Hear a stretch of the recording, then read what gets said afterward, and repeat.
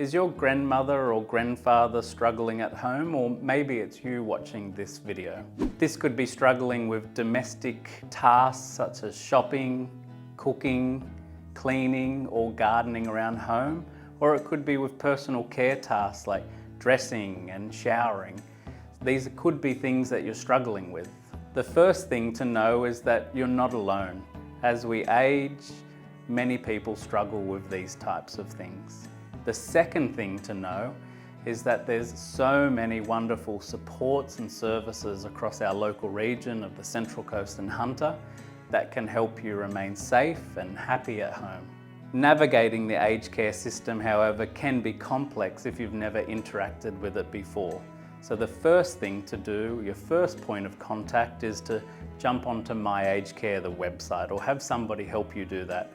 And it's quite easy to Google My Aged Care. It'll be the first thing that comes up from the Department of Health, and you're able to call them or send them a message and they can help you understand what sort of services and supports are available.